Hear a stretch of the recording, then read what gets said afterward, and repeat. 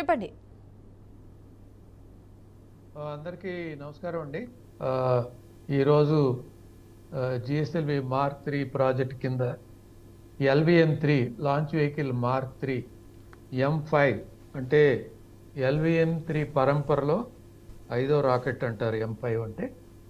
ఈ రాకెట్ ఈ రోజున దిగ్విజయంగా ప్రయోగించబడింది. ఈ రాకెట్టు ఇంతకు పూర్వం ఎప్పుడు ఇంత బరువున్న శాటిలైట్ని మోసుకుపోలేదన్నమాట.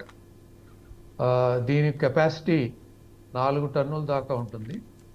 సో ఈ CMS-03 ఈ యొక్క శాటిలైట్ 4410 కిలోగ్రాములు ఉన్న శాటిలైట్ని దిగ్విజయంగా తీసుకువెళ్ళి జియోసింక్రనస్ ట్రాన్స్ఫర్ ఆర్బిట్లో అనబడే కక్షలో ప్రవేశపెట్టబడిందనమాట. ఈ జియోసింక్రనస్ ట్రాన్స్ఫర్ ఆర్బిట్ అని దేన్ని అంటారు అంటే, ఇది దీర్ఘ వృత్తాకారం. దీర్ఘ వృత్తం అంటే ఎలిప్స్. భూమి చుట్టూ ఎలిప్స్ ఆర్బిట్లో తిరుగుతుంది, ఎలిప్టాయిల్ ఆర్బిట్లో. దీర్ఘ వృత్తాకారం అంటాం. ఈ ఆర్బిట్లో తిరిగేప్పుడు భూమికి అతి సమీప దూరం 170 కిలోమీటర్లు. ఆ భూమికి అతి దూరంగా వెళ్ళినప్పుడు 29,000 కిలోమీటర్లు. దీన్ని జియోసింక్రనస్ ట్రాన్స్ఫర్ ఆర్బిట్ అంటారు. ఈరోజు దాదాపు 16 నిమిషాల తర్వాత ఈ లాంగ్ ఎలిప్టికల్ ఆర్బిట్లో GTO ఆర్బిట్లో ప్రవేశింపబడింది. ఇప్పుడు మొదలుకొని రాబోయే 2-3 రోజుల్లో 170/29,000 కిలోమీటర్లలో తిరుగుతున్నటువంటి ఉపగ్రహాన్ని అంచెలంచెలుగా ఆ ఉపగ్రహంలో ఉన్న ఇంధనాన్ని వాడుకుంటూ భూమధ్య రేఖకు పైన 36,000 కిలోమీటర్ల ఎత్తులో వృత్తాకారంలో పయనించేటట్టు చేస్తారు. ఈ 36,000 కిలోమీటర్లు అపోజీ 36,000 కిలోమీటర్లే, పెరిజీ 36,000 కిలోమీటర్లే. అంటే సమీప దూరం కానీ మరి అతి దూరం కానీ రెండు 36,000 కిలోమీటర్ల. వృత్తం అంటే అంతే కదా, అన్ని పక్కల రేడియస్ సమానం. ఇది భూమధ్య రేఖ మీద 74 కిలోమీటర్ లాంగిట్యూడ్, అంటే దాదాపు ఇండియన్ సబ్ కాంటినెంట్ పైన ఉండేట్టుగా అక్కడ నిక్షేపింపజేస్తారు, అంటే ఉంచబడుతుంది అనమాట. ఆ తర్వాత అది తిరిగే వేగము, భూమి తన చుట్టూ తాను తిరిగే వేగము రెండు ఒకటే ఉంటాయి. కాబట్టి ఈ ఉపగ్రహం 24/7 అంటే ఎల్లవేళలా భూమి వైపు, ఇండియన్ సబ్ కాంటినెంట్ వైపే చూస్తూ ఉంటుంది. ఇలా మన పైనే ఉంటుంది కాబట్టి ఈ కమ్యూనికేషన్స్ వాడుకోవటానికి ఇంకొక శాటిలైట్ మీద ఆధారపడకుండా ఈ ఒక్క శాటిలైటే ఉపయోగపడుతుంది అన్నమాట. మరి దేశ అవసరాలకు కానివ్వండి, సర్ఫేస్ ట్రాన్స్పోర్ట్కి కానివ్వండి, మరి సీ ట్రాన్స్పోర్ట్ కానివ్వండి, ఎయిర్ ట్రాన్స్పోర్ట్లో కానివ్వండి, కమ్యూనికేషన్స్ కావాలి అంటే ఈ ఒక్క ఉపగ్రహమే సరిపోతుంది. ఈ ఉపగ్రహాన్ని వాడుకునేప్పుడు దాంట్లో చాలా ఫ్రీక్వెన్సీస్ ఉంటాయి. UHF బ్యాండ్ అని, C బ్యాండ్ అని, S బ్యాండ్ అని, KU బ్యాండ్ అని ఉంటాయి. ఇన్ని రకాల ఫ్రీక్వెన్సీలు ఎందుకు అంటే, ఒక్కొక్క రవాణా వ్యవస్థ ఒక్కొక్క ఫ్రీక్వెన్సీని వాడుకుంటారు. వాడికి కావాల్సిన డేటా రేట్ని బట్టి, వారికి కావాల్సిన కమ్యూనికేషన్ సదుపాయాన్ని బట్టి ఏదో ఒక ఫ్రీక్వెన్సీ వాడుకుంటారనమాట.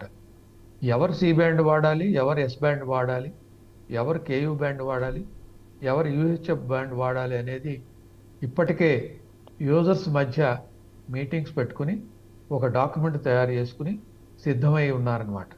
ఇలా ఈ కమ్యూనికేషన్స్కి పనికొస్తుంది. దీంట్లో దాదాపు ఉపగ్రహంలో 16 ట్రాన్స్పాండర్స్ ఉన్నాయి. ట్రాన్స్పాండరు అంటే మీనింగ్ ఏంటంటే యాంప్లిఫైయర్ అని. అవి C band transponder, S band transponder, KU band transponder, ఇలా అన్ని రకాలు అన్ని ఫ్రీక్వెన్సీల్లో ఉంటాయి. మనం పంపించిన సంకేతాలను అందుకుని ఇది యాంప్లిఫైయర్ అనుకున్నాం కదా, ఆ సంకేతాల యొక్క స్ట్రెంగ్త్ను పెంచి మళ్ళీ భూమి మీదకి పంపిస్తుంది. ఇలా చేస్తుంది కాబట్టి మనకి ఇంటరప్షన్ అనేది, అంటే బ్రేక్ అనేది లేకుండా కమ్యూనికేషన్స్ ఇవ్వటానికి అవకాశం ఉందన్నమాట. కాబట్టి ఇప్పుడే GTOలో ప్రవేశపెట్టారు కాబట్టి అది చేరవలసిన స్థానానికి చేరటానికి ఇప్పటి దగ్గర నుంచి ఇంకా దాదాపు 2 రోజులు పడుతుంది. ఆ తర్వాత ఉపగ్రహంలో ఉన్నటువంటి ట్రాన్స్పాండర్లన్నీ ఒకదాని తర్వాత ఒకటి పరీక్షించి కమ్యూనికేషన్స్ వ్యవస్థలో వాడుకోవటానికి విడుదల చేయబడుతుంది అనమాట. ఈ యొక్క రాకెట్ని చూసినట్టయితే LVM-3 రాకెట్, దీన్ని బాహుబలి అంటారు. ఎందుకు బాహుబలి అంటే అంతరిక్ష పరిశోధన సంస్థ తయారు చేసిన రాకెట్లో అతి బరువైన ఉపగ్రహాన్ని తీసుకెళ్ళగలిగింది ఈ యొక్క LVM-3. అతి బరువైంది అంటే ఎంత అని మీరు అడగొచ్చు. అతి బరువైన అంటే లో ఎర్త్ ఆర్బిట్ అంటాం. ఆర్బిట్లు 2-3 రకాలు ఉన్నాయి. Low earth orbit, medium earth orbit, geosynchronous orbit. CMS-03 geosynchronous ఆర్బిట్కి వెళుతుంది. లో ఎర్త్ ఆర్బిట్ అంటే దాదాపు 400 కిలోమీటర్ల ఎత్తులో 2000 కిలోమీటర్ల ఎత్తు వరకు తీసుకెళ్లి వాడుకునే ఉపగ్రహాల్ని లో ఎర్త్ ఆర్బిట్ అంటాం. ఈ లో ఎర్త్ ఆర్బిట్లో ఈ యొక్క LVM-3 అనే రాకెట్ 10 టన్నుల పరిమాణం గల ఉపగ్రహాన్ని తీసుకెళ్తుంది. ఈరోజు జియోసింక్రనస్ శాటిలైట్ 4.4 టన్నులు తీసుకెళ్ళగలిగింది. కానీ అంతకన్నా తక్కువ ఎత్తు లో ఎర్త్ ఆర్బిట్లో 10 టన్నుల దాకా తీసుకెళ్తుంది. ఈ 10 టన్నుల దాకా తీసుకెళ్లే రాకెట్ కాబట్టి మనకున్న రాకెట్లో ఇదే అతి పెద్ద బరువును తీసుకెళ్తుంది కాబట్టి దీనికి బాహుబలి అని పేరు. ఈ రాకెట్లో సాలిడ్ ప్రొపలెంట్ వ్యవస్థలు ఉన్నాయి, లిక్విడ్ ప్రొపలెంట్ వ్యవస్థలు ఉన్నాయి, క్రయోజెనిక్ ప్రొపలెంట్ వ్యవస్థలు ఉన్నాయి, ఆన్ బోర్డ్ కమ్యూనికేషన్స్ ఉన్నాయి. ఆ తర్వాత ఈ ఎప్పటికప్పుడు పయనించేప్పుడు అంటే ట్రెజెక్టరీలో ఉండగా డేటా పంపించడానికి ఎలక్ట్రానిక్స్ టెలిమెట్రీ వ్యవస్థలు ఉంటాయి, నావిగేషన్ గైడెన్స్ కంట్రోల్ వ్యవస్థలు ఉంటాయి. ఈ వ్యవస్థలన్నీ 100% పనిచేసినాయి కాబట్టే ఈ రాకెట్ని కక్షలో ఉంచడానికి దివ్యంగా జరిగిందనమాట. అది ఈరోజు జరిగింది.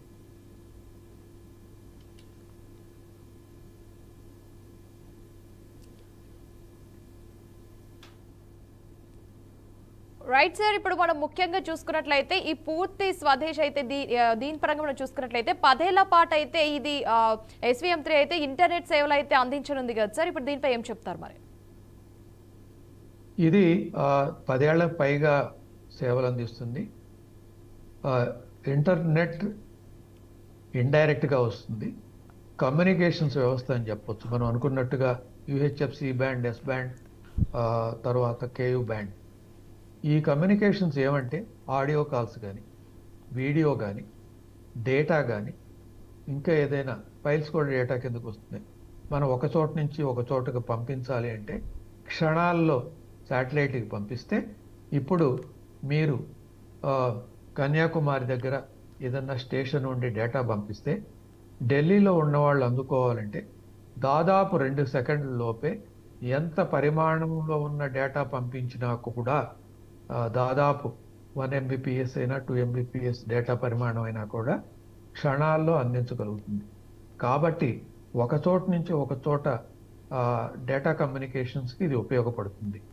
ఇది మల్టీ బ్యాండ్ అన్నారు, ఎందుకంటే ఇందాక మనం అనుకున్నాం C band, S band, UHF band, KU band, ఇన్ని బ్యాండ్స్ ఉన్న ట్రాన్స్పాండర్లు ఉన్నాయి కాబట్టి ఇది మల్టీ బ్యాండ్ అనమాట. ఈ మల్టీ బ్యాండ్ వ్యవస్థ ఈ ఉపగ్రహంలో ఉంది కాబట్టి ఇది అత్యంత ప్రాముఖ్యమైన ఉపగ్రహం భారతదేశానికి అని చెప్పుకోవచ్చు అనమాట. ఇది అంతకుముందు ఇలాంటిది ప్రయోగించున్నారు. దాని పేరు GSAT-7 అంటే జియోసింక్రనస్ శాటిలైట్ 7. అది దాదాపు 10 ఏళ్ళు 12 ఏళ్ళు పైగా పనిచేసింది, ఇంకా పనిచేస్తూనే ఉంది. కానీ అది దాదాపు 1 సంవత్సరం వరకే పనిచేయగలదు.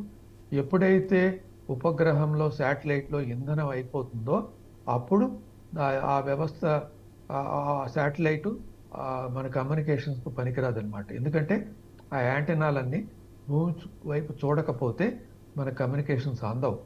ఎప్పుడైతే యాంటెనా ఏదైనా సోలార్ రేడియేషన్ ప్రెషర్కి పక్కకు తిరిగి ఉన్నప్పుడు కరెక్ట్ చేసి భూమి వైపు తిప్పుకోవటానికి శాటిలైట్లో ఉన్న ఇంధనం వాడుకుంటాం.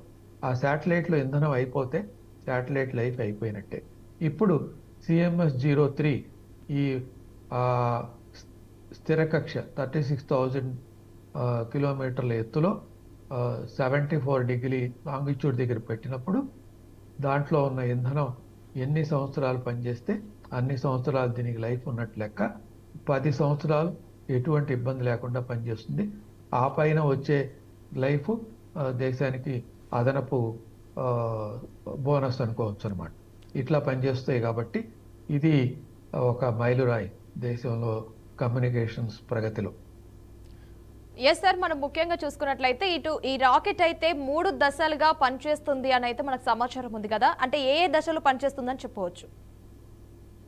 ఈ రాకెట్ మీరు లాంచ్ ప్యాడ్లో చూసినట్టయితే మధ్యలో ఉన్న రాకెట్ని L-110 అంటాము. దానికి భుజకీర్తుల్లాగా కుడిపక్క ఒకటి ఎడం పక్క ఒకటి సాలిడ్ మోటార్ రాకెట్లు ఉన్నాయి. దాన్ని S-200 ఉంటాం.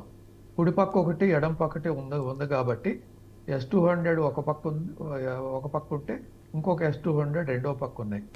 ఈ S-200 రాకెట్ డయామీటర్ ఎంతంటే దాదాపు 3.2 మీటర్స్. 2 S-200లు ఉన్నాయి కాబట్టి 6.4 మీటర్లు అనమాట. మధ్యలో L-110 4 మీటర్లు. సో దాని బ్రెడ్త్ అంటే వెడల్పు కనుక చూసుకున్నట్టయితే ఇటు 3.2, మధ్యలో 4, ఆ తర్వాత 3.2, 10 మీటర్ల వెడల్పు, 43 మీటర్ల ఎత్తు. ఈ రాకెట్ బయలుదేరినప్పుడు ముందు భుజకీర్తులు అనుకున్నటువంటి ఎడమ పక్కన కుడి పక్కన ఉన్నటువంటి S-200 మోటార్స్ని ఇగ్నైట్ చేస్తారు. అవి దాదాపు 100 సెకండ్స్ అంటే 40 కిలోమీటర్లు ఎత్తు వెళ్ళినాక మధ్యలో ఉన్నటువంటి L-10 మోటార్ని ఇగ్నైట్ చేస్తారు. అంటే దాదాపు 100 సెకండ్స్ తర్వాత ఈ ఈ S-200లో ఉండేది ఘన ఇంధనం, L-110లో ఉండేది ద్రవ ఇంధనం. ఈ ద్రవ ఇంధనము ఘన ఇంధనము కలిపి 106 సెకండ్స్ దగ్గర నుంచి 130 సెకండ్స్ దాకా వెళ్తుందన్నమాట. ఈ 130 సెకండ్స్ వెళ్ళంగానే ఘన ఇంధనం అయిపోతుంది. కాబట్టి ఘన ఇంధనం భుజకీర్తుల్ని కిందకు వదిలేస్తుంది. ఈ L-110 అనేది ఇంకా 300 సెకండ్ 100 టేకాఫ్ అయిన తర్వాత 100 సెకండ్స్ దగ్గర ప్రజ్వలనం మొదలెడితే 300 సెకండ్ల దాకా కొనసాగుతుంది. ఆ కొనసాగినప్పుడు అక్కడ ఇంధనం అయిపోయినప్పుడు దాదాపు దాని ఎత్తు 166 కిలోమీటర్లు ఉంటుంది. వెలాసిటీ సెకండ్కి 4.6 కిలోమీటర్లు చేరుతుందన్నమాట. ఈ మధ్యలో ఉష్ణ కవచం వదిలేస్తుంది 100 కిలోమీటర్ల ఎత్తులో. ఈ L-110 ఎప్పుడైతే ఈ మోటార్ ప్రజ్వలన అయిపోయిందో క్రయోజెనిక్ స్టేజీ 307 సెకండ్ల దగ్గర మొదలెట్టి దాదాపు 960 సెకండ్ల దాకా జరుగుతుంది. అంటే దాదాపు 5 నిమిషాల దగ్గర నుంచి 16 నిమిషాల దాకా, టేకాఫ్ అయిన 5 నిమిషాల దగ్గర నుంచి 16 నిమిషాల దాకా అట్లా జరిగినప్పుడు ఈ ఆల్టిట్యూడ్ అంటే ఎత్తు 170 కిలోమీటర్లు వెళ్తుంది. దాని యొక్క వేగం సెకండ్కి 10 కిలోమీటర్ల వరకు చేరుతుంది అనమాట. ఇట్లా అంచెలంచెలుగా ఒకదాని తర్వాత ఒకటి ప్రజ్వలిస్తూ మొదట సాలిడ్ మోటార్ ఇగ్నిషన్, తర్వాత లిక్విడ్, తర్వాత క్రయోజెనిక్ స్టేజ్ ఒకదాని తర్వాత అందుకుని ఇది 170 ఇంటూ 29,000 కిలోమీటర్ల కక్షలో ఉపగ్రహాన్ని ప్రవేశపెట్టడానికి దోహదపడిందనమాట. ఎస్ సార్, మనం ముఖ్యంగా చూసుకున్నట్లయితే ఇప్పుడు LV-M3 ప్రయోగం అనేది దేనికోసం జరిగిందని చెప్పవచ్చు సార్? మరి ఈ ప్రయోగం అనేది దేనికోసం జరిగిందని చెప్పవచ్చు? CMS-03 ఉపగ్రహాన్ని ప్రయోగించడానికి జరిగిందనమాట. ఆ ఉపగ్రహం 4,410 కిలోమీటర్ల బరువు గల ఉపగ్రహాన్ని కమ్యూనికేషన్స్ లో వాడుకోవటానికి భారతదేశానికి వాడుకోవటానికి వీలుగా ప్రయోగించబడింది. ఎస్ సార్, మన ఇంకొక ప్రశ్నలకి వెళ్ళిపోదాం. భవిష్యత్తులో ఈ LV-M3 అనేది ఇంకా ఉపయోగిస్తారని చెప్పవచ్చు అంటారా? మరి ఫ్యూచర్లో ఈ LV-M3 ఫ్యూచర్లో బాగా ఉపయోగిస్తారు. ఎందుకంటే గగనయానికి అంటే మానవుల్ని రోదసీలోకి తీసుకెళ్లటానికి ఉపయోగించే రాకెట్ కూడా LV-M3నే. కాబట్టి ఈ LV-M3 పరంపర ఇలాగే కొనసాగుతూ ఉంటాయి. కానీ మానవులను తీసుకెళ్ళటానికి ఈ LV-M3ని కొంచెం మార్పులు చేస్తారు. మానవులను తీసుకెళ్ళటానికి వీలుగా దాని రిలయబిలిటీని పెంచుతారు. ఏదన్నా రాకెట్లో లోపాలు ఏర్పడినప్పుడు మానవులకు ప్రమాదం జరగకుండా మన ఎయిర్క్రాఫ్ట్లో ఫైటర్ ఎయిర్క్రాఫ్ట్, ఆర్మీ ఎయిర్క్రాఫ్ట్లో పైలట్ ఏదన్నా ఎయిర్క్రాఫ్ట్ ప్రమాదం జరిగినప్పుడు ఈ పైలట్ ఎలా ఇజెక్ట్ అవుతాడో అదేవిధంగా రాకెట్లో పయనిస్తున్నప్పుడు వ్యోమగాములకు ఏదన్నా ప్రమాదం జరిగి కనుక పసిగట్టినట్టయితే రాకెట్ను వదిలేసి వ్యోమగాములని విడిపాటు చేయటానికి అబార్ట్ సిస్టమ్ ఉంటుంది. సో ఇదే రాకెట్కి అబార్ట్ సిస్టంతో పాటు వ్యోమగాములు ప్రయోగించే ఛాంబర్ను కూడా పైన ఉంచుతారనమాట. ఆ రాకెట్ కూడా ఈ జిఎస్ఎల్వి మార్క్ 3 రాకెట్టే. అందువలన ఇంకా ఈ పరంపర గగనయానం మరి ఇటువంటి శాటిలైట్ని ప్రయోగించడానికి కొనసాగుతూనే ఉంటాయి.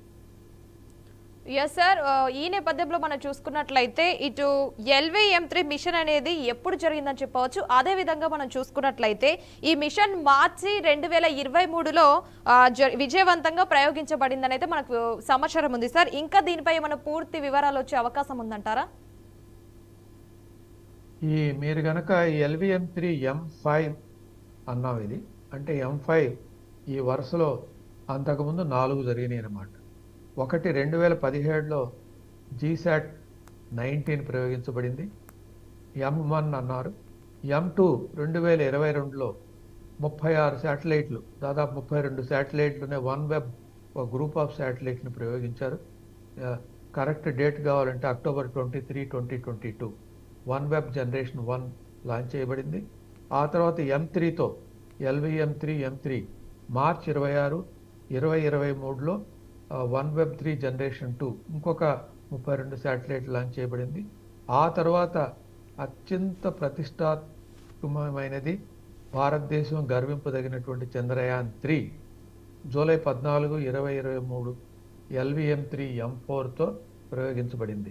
ఆ తర్వాత M5 ఇప్పుడే, అంటే దాదాపు 2 సంవత్సరాల తర్వాత చంద్రయాన్ 3 తర్వాత మళ్ళీ LVM-3 M5 వాడుతున్నాం అన్నమాట. ఎస్ సార్, మనం ముఖ్యంగా చూసుకున్నట్లయితే ఈ LVM-3 రాకెట్ అనేది మనకైతే మార్చి 2023లో అయితే విజయవంతంగా జరిగిందని తెలుస్తోంది. ముఖ్యంగా ఈ రాకెట్ని అయితే ఇస్రోని అయితే ప్రయోగించినట్లయితే సమాచారం ఉంది కదా సార్. ఈ రాకెట్ అనేది విజయవంతంగానైతే లాంచింగ్ కూడా అయిపోయినట్టయితే తెలుస్తోంది. ఈ నేపథ్యంలో మనం చూసుకున్నట్లయితే ఈ CMS-3 అయితే నింగిలోకి అయితే LVM-3 అయితే రాకెట్ పంపించింది కదా సార్. దీనిపై ఇంకా పూర్తి వివరాలు ఏమన్నా వచ్చే అవకాశం ఉందంటారా? పూర్తి వివరాలు ఏ రోజుకు ఆ రోజు విడుదల చేస్తారు. ఎందుకంటే ప్రస్తుతం ఉన్న కక్ష్య టెంపరీ కక్ష్య 170/29,000 కిలోమీటర్. శాటిలైట్లో కూడా ఇంధనం ఉంటుంది. ఆ ఇంధనం వాడుకుంటూ 2-3 దశల్లో 36,000 కిలోమీటర్ల ఎత్తుకు తీసుకెళ్తారు. ఆ తీసుకెళ్లేది హసన్లో జరుగుతుంది. మాస్టర్ కంట్రోల్ ఫెసిలిటీ హసన్ అని ఉంది, అక్కడ జరుగుతుంది. అక్కడ కంట్రోల్ సెంటర్ ఉంది. సో ఈ యాక్టివిటీ జరుగుతున్నప్పుడు రోజువారీ బులెటిన్లు ఇస్రో వాళ్ళు రిలీజ్ చేస్తుంటారు, ప్రెస్కి రిలీజ్ చేస్తారు, వెబ్సైట్లో రిలీజ్ చేస్తారు. మీరు ఈ సాయంకాలమే ప్రథమ చర్య ఏం చేయాలి అనేది చేసిన తర్వాత బహుశా ఒక ఉదయానికల్లా ప్రెస్ రిలీజ్ వస్తుంది. సో ఇది అంచెలంచెలుగా తీసుకెళ్లాల్సిన అవసరం ఉంది. దాదాపు ఇంకా 3 అంచెలకు సంబంధించిన యాక్టివిటీ ఉందన్నమాట ఇంకా.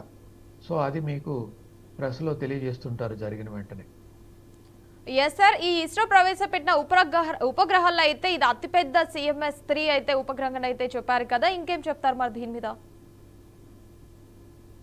ఇది అందరూ అనుకుంటారు భారతదేశం సబ్ కాంటినెంట్ భూభాగానికి మాత్రమే కమ్యూనికేషన్స్కు పనికొస్తుందని అనుకుంటారు. కాదు, భారతదేశంతో పాటు ఇండియన్ ఓషన్ అంతా, అరేబియన్ సీ అంతా, బే ఆఫ్ బెంగాల్ అంతా, ఆ తర్వాత ఇటు ఆస్ట్రేలియాలో భూభాగాలు, ఆ తర్వాత చైనా దాటిన తర్వాత కొంచెం జపాన్ అంచు వరకు, ఇటువైపు అదేమో తూర్పు పక్క, ఇటు పడమట పక్క చూసుకున్నట్టయితే ఆస్ట్రేలియా ఖండంలో దాదాపు సగభాగం వరకు, ఇంకా పైన నార్త్ చూసుకున్నట్టయితే ఈ గల్ఫ్ దేశాల వరకు, ఇంకా డౌన్ చూసుకున్నట్టయితే అంటే సౌత్ ఉద్దేశం ఈ మడగాస్కర్ కింద ఆస్ట్రేలియా అంచుల వరకు, ఈ ప్రదేశాల్లో ఏ ప్రదేశం నుంచి అయినా భూమి మీద నుంచి కానీ సముద్రం మీద నుంచి కానీ ఈ కమ్యూనికేషన్స్ ఒక చోటు నుంచి ఒక చోటుకి పంపించడానికి ఈ శాటిలైట్, ఒక శాటిలైట్ అయినా కూడా ఇంత దూరం కవర్ చేస్తుంది అన్నమాట. దాదాపు మన ఇండియాని మధ్యలో పెట్టుకున్నట్టయితే 1/3 గ్లోబ్కి ఈ కమ్యూనికేషన్స్ అందిపుచ్చుకోవటానికి వీలవుతుంది.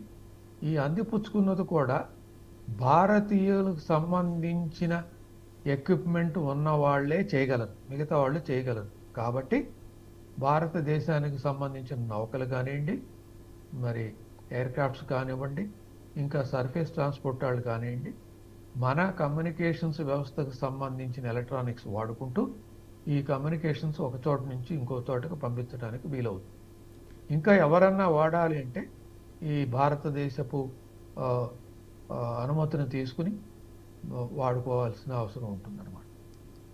ఎస్ సార్, మనం ముఖ్యంగా చూసుకున్నట్లయితే ఈ మిషన్ అనేది మనకి ఏ సేవలు అందించే అవకాశం ఉందంటారు? ముఖ్యమైన సేవలు ఆడియో, వీడియో, డేటా ట్రాన్స్ఫర్ ఎక్కడి నుంచి ఎక్కడికైనా చేయొచ్చు. ఈ డేటా ట్రాన్స్ఫర్ వాహనాన్ని నుంచి వ్యక్తులకి, వాహనాన్ని నుంచి వాహనాలకి, వ్యక్తుల నుంచి వ్యక్తులకి, మరి ఆకాశాన్ని నుంచి భూమికి, భూమి నుంచి ఆకాశానికి, ఒక ల్యాబ్ నుంచి ఇంకొక ల్యాబ్కి, ఎటువంటి అయినా పర్వాలేదు. రక్షణ వ్యవస్థ కానివ్వండి, పోలీస్ వ్యవస్థ కానివ్వండి, మరి ఇటు జనరల్ పబ్లిక్ కానివ్వండి, ఎవరికైతే అనుమతులు ఉన్నాయో ఈ అనుమతులు ఉన్న వాళ్ళంతా ఈ ఏరియా ఎక్కడ మనం అనుకున్న ఏరియాలో ఎక్కడున్నా కూడా వాడుకోవచ్చు అన్నమాట. Yes sir, thank you sir, thanks for updates. Thank you.